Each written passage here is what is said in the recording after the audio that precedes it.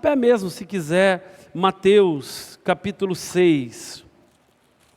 Evangelho segundo Mateus, capítulo 6, versículo 9.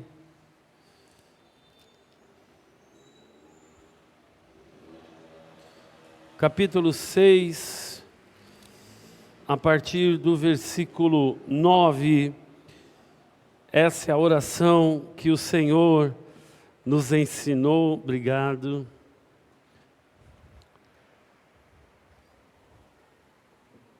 E diz assim, quem achou, diga glória a Deus. Portanto, quando orares, orareis assim: Pai nosso que estás no céu, santificado seja o vosso nome, venha o teu reino, seja feita a tua vontade, assim na terra como no céu. O pão nosso de cada dia nos dai hoje. Perdoa as nossas dívidas, assim como nós perdoamos aos nossos devedores. E não nos deixes cair em tentação, mas livra-nos do mal. Pois teu é o reino, o poder e a glória para sempre. Amém. Estende a mão para cá, por favor.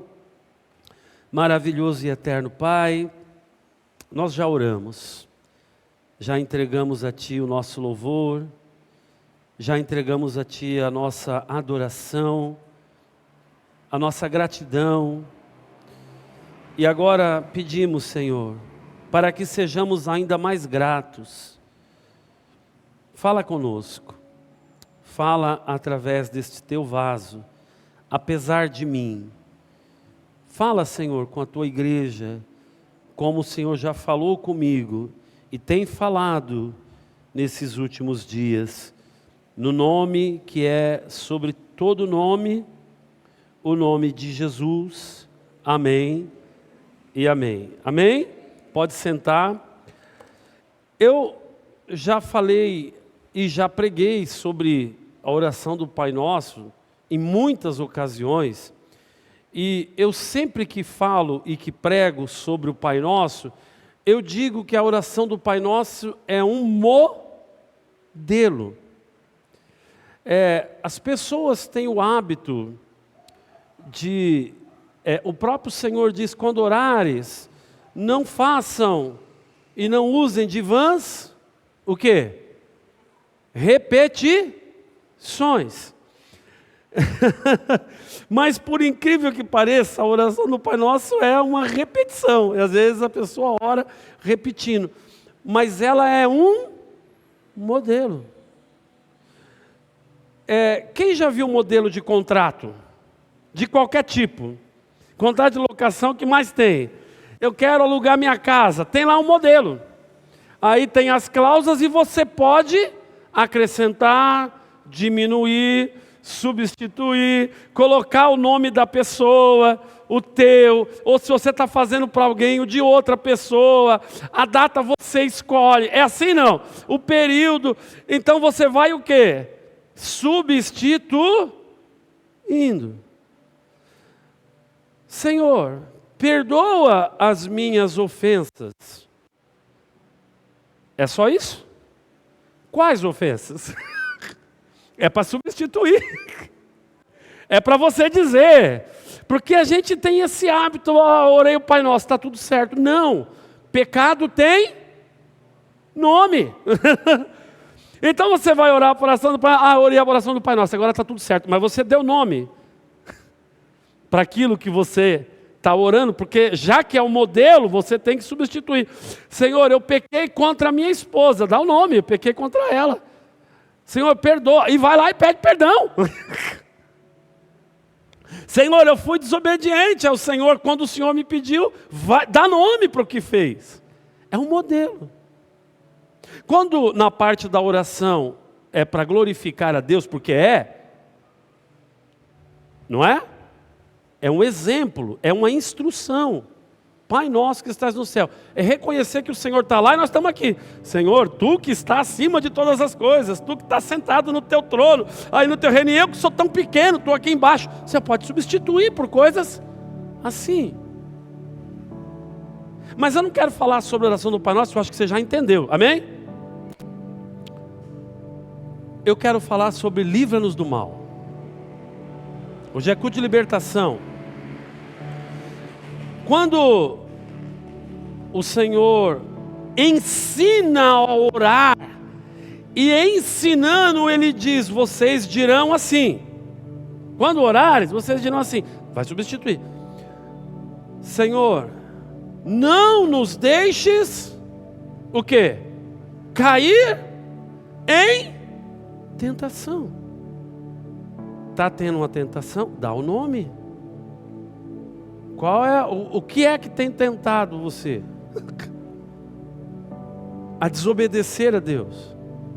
A ir contra a vontade de Deus. Qual é a tentação? Cada um é tentado. Quem já ouviu falar de calcanhar de Aquiles? Sabia que tem, anatomicamente, tem o tendão, o calcanhar. O tendão é um tecido, né? Não quero falar de anatomia, mas que liga os ossos aos músculos para que haja movimento. E aí tem lá o herói grego, o Aquiles. Não sei se alguém já assistiu algum filme. Leva uma flechada onde? Corta o tendão de Aquiles. Acabou a força, acabou o equilíbrio, já era. Né? Um herói de guerra, segundo a mitologia grega. Todos nós temos um calcanhar de Aquiles, que seria o quê? O ponto fraco. Aquilo que você tem sempre que estar o quê? Observando. Alguns é o quê? Não estou dando língua para você não, estou só mostrando o membro do corpo. Alguns têm que cuidar o quê? Que a tentação é o quê? É falar. Irmãos, eu falei esses dias que o homem será julgado e será absolvido ou condenado pelas suas. E às vezes a gente é tentado a falar o que já foi orientado por Deus a não falar. E aí quando o Senhor está dizendo, Senhor, não me deixe cair, e aí você coloca não nos, mas não me deixe cair em tentação, nisso que eu tenho que tomar cuidado, porque é onde eu sempre me prejudico, é onde eu sempre prejudico alguém. Quem está entendendo? Porque se eu cair nisso, o mal vai vir, ou o mal virá sobre mim. E aí continuando, não me deixe cair em tentação, mas livra-me do mal que vai acontecer comigo se eu cair na tentação. Porque o mal vai vir e o mal virá quando nós não cuidamos com aquilo que nós sabemos que somos ainda frágeis, fracos, debilitados. E aí parece que é uma repetição de erros, é uma repetição de problemas, e a gente anda sempre triste, anda sempre frustrado. Por quê? Porque cai sempre no mesmo erro. Sempre no mesmo erro. Alguns têm problema. Qual é a tentação? É dinheiro. Não pode ter dinheiro na mão. Se tiver, parece que o dinheiro nunca vai acabar. Ah, eu recebi hoje, esse dinheiro não vai acabar nunca. Acaba no segundo dia. Porque a tentação é gastar. É a tentação. Para outros a tentação é o quê? O sexo oposto. Né? A tentação é o sexo oposto. E o inimigo sabe qual é o problema, o seu calcanhar de Aquiles? O nosso? Sabe ou não? Sabe ou não? E você acha que ele vai tentar onde? A palavra de Deus que diz que Deus a ninguém tenta. É ou não é? Então quem é que tenta? O inimigo. Ele vai tentar você aonde você nem está lembrando, nem aquilo não faz diferença nenhuma para você. Pode colocar um saco de dinheiro aberto na tua frente, que aquilo não vai fazer a menor diferença. Ele vai colocar o que na sua frente? Uma situação para você falar. Uma situação para você pecar. uma situação para a gente cair naquilo que nós somos advertidos semana após semana, ano após ano, culto após culto, pregação após pregação, a não fazer. E ouça, quanto mais a gente ouve que não pode fazer e a gente faz, maior se torna a nossa culpa. Porque Deus não leva em consideração o tempo da nossa o quê? Que a Bíblia diz, gente, Deus não leva em consideração o tempo o quê? Da nossa ignorância. Mais uma vez que não apenas nós já não ignoramos mais, mas somos constantemente alertados. Aí o grau de culpabilidade fica cada dia maior.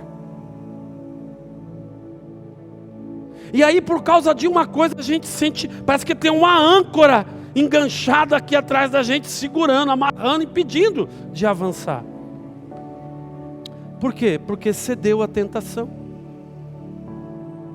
E aí fica preso, precisa de libertação. Uma libertação aonde? Aonde sempre cai. Aonde sempre comete o erro. E aí, se não reconhecer e dizer, puxa vida, é verdade, eu sempre estou caindo nesse problema. Não é uma questão, eu já não sou vítima, eu sou o culpado. Eu não sou uma vítima do inimigo. Não. Eu não sou mais inocente, porque eu estou sendo avisado.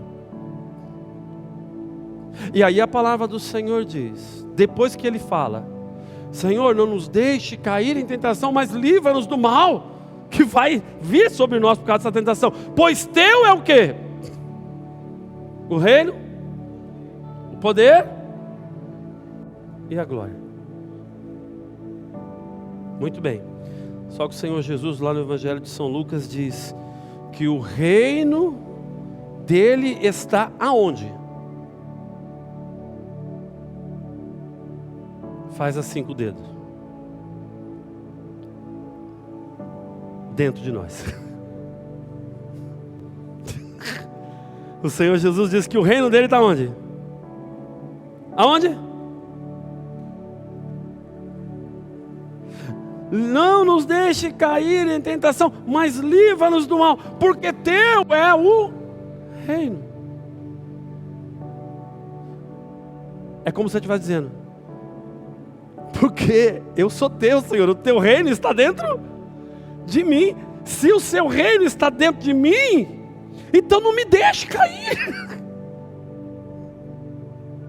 Agora a pergunta que não quer calar, está mesmo o reino dentro? Porque se o reino de Deus está dentro, nós somos obedientes. Nós amamos a Deus de verdade, nós amamos o nosso próximo de verdade, nós amamos as pessoas, nós queremos fazer o melhor que é assim ou não? É ou não é? Nós nos preocupamos com o próximo, nós nos preocupamos com a igreja, nós nos preocupamos com a nossa família, nós nos preocupamos, e é uma preocupação genuína, nós não estamos com segundas intenções, nem com segundos interesses, é porque nós somos assim, o reino de Deus está dentro de nós. E é como se a gente dissesse, é como se o Senhor estivesse falando, na hora que você estiver orando, você vai dizer, ó, o reino está dentro de mim, Senhor, eu sou obediente.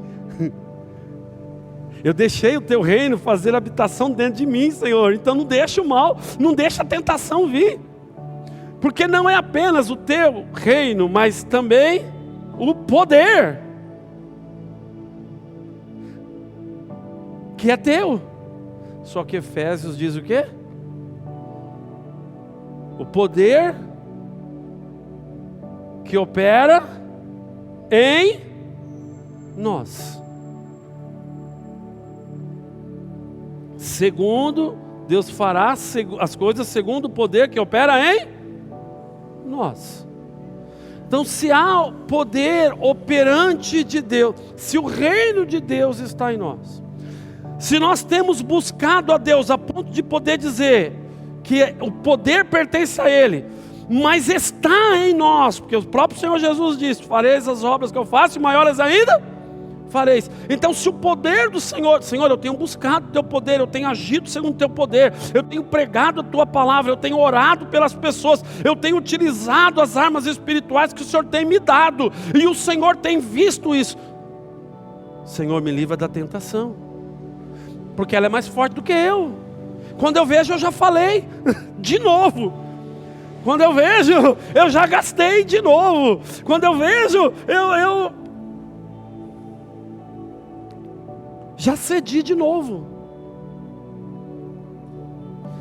E aí a âncora lá segurando, o Senhor querendo que o teu barco, que o teu avião decolle, mas está lá o negócio amarrado, segurando. Porque Deus está sempre falando, está sempre repetindo, mas não, muitas vezes estamos ouvindo. E aí a coisa não acontece. Sabe aquele negócio de pegar o dinheiro? Ah, Senhor, olha o que eu ganho, essa mixaria. Vai continuar sendo. Porque ao invés de pegar, Senhor, só tem 5 pães e 2 peixinhos. Ao invés de pegar o pouco que tem para aquela multidão e dar glória a Deus, e dar graças a Deus, faz o que? Ah, mas é só isso, Senhor. Não posso nem entregar o dízimo, porque é tão pouquinho.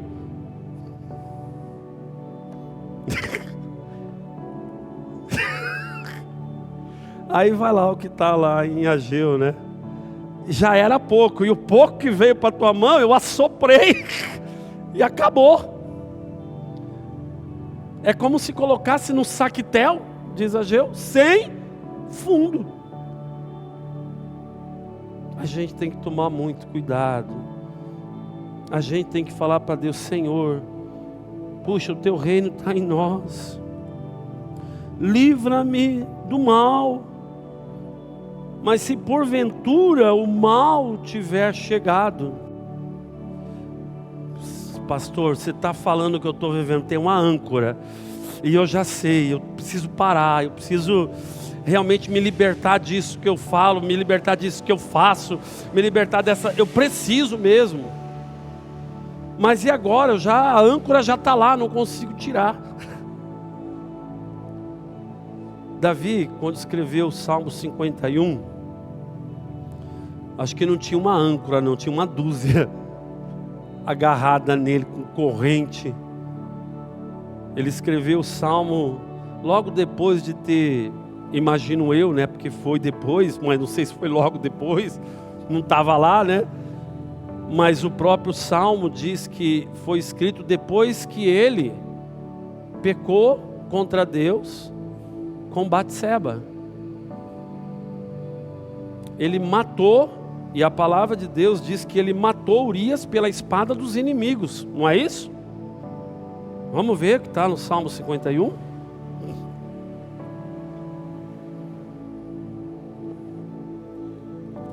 Salmo 51. E aí no meu texto, no meu título está confissão de arrependimento.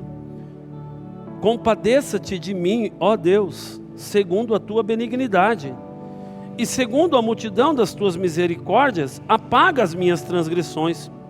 Lava-me completamente da minha iniquidade e purifica-me do meu pecado, pois eu conheço as minhas transgressões e o meu pecado está sempre diante de mim.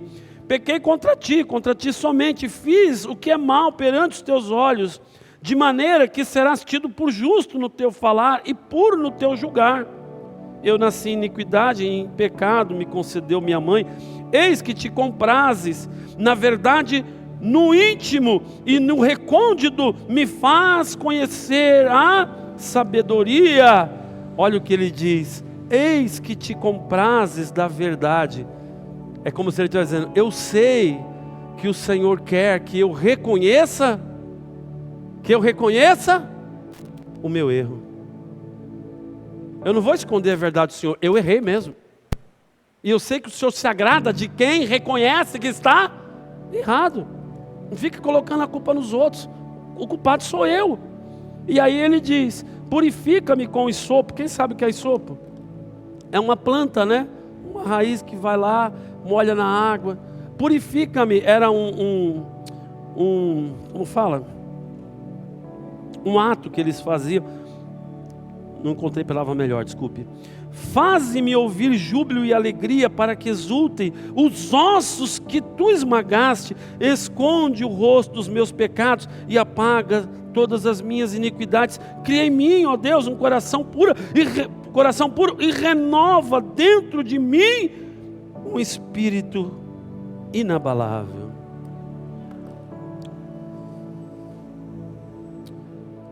Quando a gente cede à tentação, seja qual for ela, quando a gente cai na tentação, muitas vezes a gente não reconhece. E enquanto não reconhecer, como diz também o profeta, enquanto me calei, envelheceram-se os meus ossos. Mas quando confessei, larguei, encontrei misericórdia. Enquanto não reconhece, enquanto não diz, olha, fui eu que fiz mesmo. Senhor, me perdoa. Eu sei que o Senhor se agrada com a verdade. Eu tentei me esconder, eu tentei culpar outra pessoa, mas não, a culpa é minha. Me perdoa, me purifica desse pecado. Ah, irmão, quando Deus encontra, pastor, o cara que foi chamado o homem segundo o coração de Deus, e ainda depois disso continuou sendo chamado, sim, continuou. Por quê? Porque ele não tentou culpar ninguém. Ele não culpou Batseba por ser linda, maravilhosa,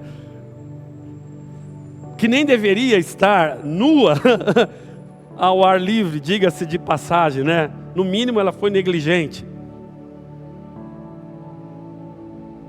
Mas ele que errou. Deus ouviu? Ouviu. Mas teve consequência? Ter caído na tentação? Grave consequência. Grave.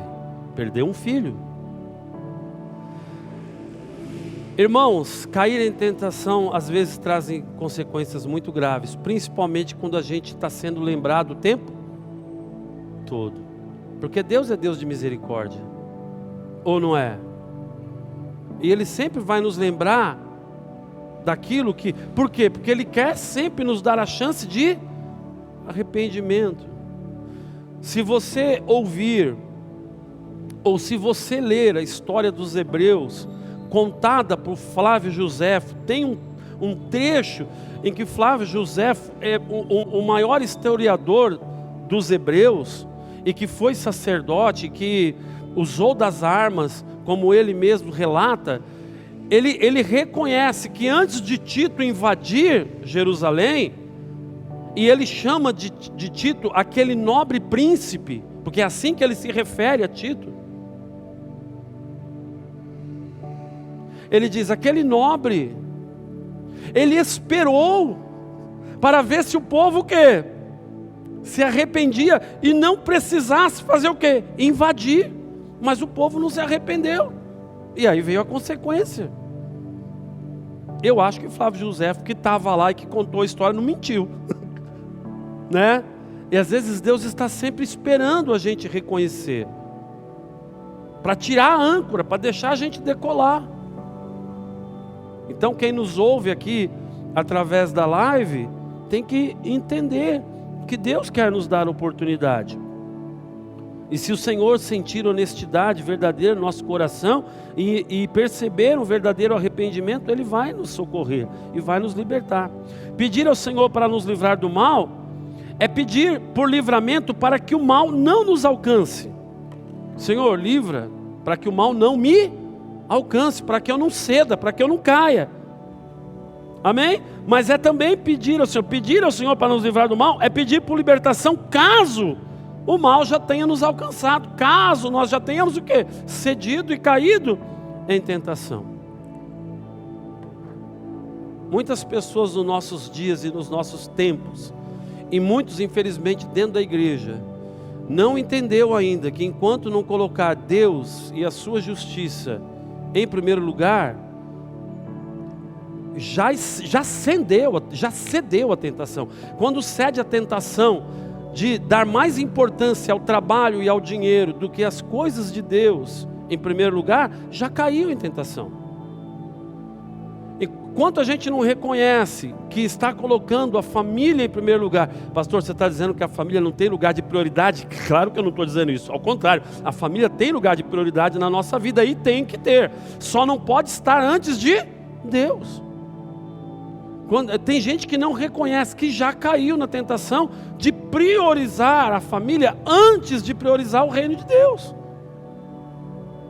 de priorizar o dinheiro, de priorizar os amigos, de priorizar a sociedade, de priorizar fazer a sua vontade, esquecendo que a vontade de Deus é que é boa, perfeita e agradável. Se a vontade de Deus é boa, perfeita e agradável, por que que a gente cede à tentação de fazer a nossa vontade, não a dele, de falar o que a gente quer e não aquilo que ele já disse, que não é para falar?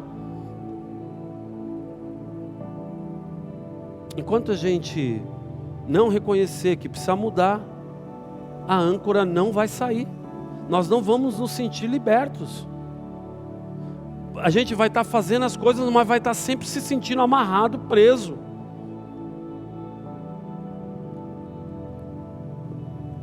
Já estou terminando. Pedir ao Senhor para nos livrar do mal é clamar por misericórdia. Mas acredite, pode desligar o fundo, acredite, não tem coisa pior do que deixar as coisas de Deus em segundo lugar.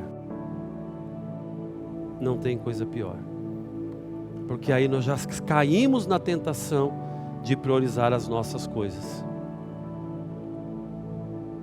Nós caímos na tentação de fazer a nossa vontade e não a vontade de Deus. E nesse quesito, se nós ou qualquer um estiver fazendo isso, precisa de libertação. Precisa. Para que a vida decole. Para que as coisas aconteçam. Se está caindo na tentação e está pecando, tem que pedir misericórdia. Senhor, tenha misericórdia de mim. E me livra dessa tentação constante, dessa queda constante, uma após a outra. Porque além de estar pecando contra ti, alguns acabam ainda envergonhando o Senhor, dando mau testemunho. Vamos orar? Tem uma canção do Eli Soares que eu gosto muito, que diz assim: e se eu cair, a sua mão vai me levantar, a sua graça me alcança, o seu poder se aperfeiçoa na minha fraqueza. E se eu cair, a sua mão vai me levantar, a sua graça me alcança, o seu poder se aperfeiçoa na minha fraqueza. Mas você reconhece que tem sido fraco? Se reconhece que tem fraquejado nisso, tem que pedir para o Senhor. Senhor, eu quero força, porque isso tem que servir para alguma coisa. Venha me fortalecer para que eu não caia mais nessa tentação. Porque se eu não cair, eu vou estar livre do mal. O mal não vai chegar na minha casa, o mal não vai chegar nas minhas finanças, o mal não vai chegar na minha vida, no meu ministério, não vai chegar em lugar nenhum, porque o Senhor não vai deixar, porque o seu reino está dentro de mim, o seu poder está operando em mim. E aí sim o Senhor vai ser poderoso para fazer infinitamente mais, segundo o poder que em nós opera. Senhor, essa palavra não é minha, ela é sua. É a sua palavra, que não volta vazia, Senhor. É a sua palavra que liberta e traz cura. É a tua palavra que nos remodela, que nos refaz, que muda as nossas atitudes, Jesus, e que nos faz cada dia mais parecidos com o Senhor. Não queremos andar aprisionados, acorrentados, amarrados. Senhor, muitas vezes o nosso maior inimigo somos nós mesmos. Quando não obedecemos, quando não seguimos a instrução do Senhor, a instrução que recebemos constantemente do Senhor, para o nosso próprio bem, o Senhor nos prova na obediência. E muitas das vezes naquilo que nós não queremos fazer e que nós achamos que nem é necessário fazer. Mas se o Senhor está pedindo, se o Senhor está instruindo, se estamos recebendo essa instrução, Jesus não é à toa, algo o Senhor quer nos ensinar.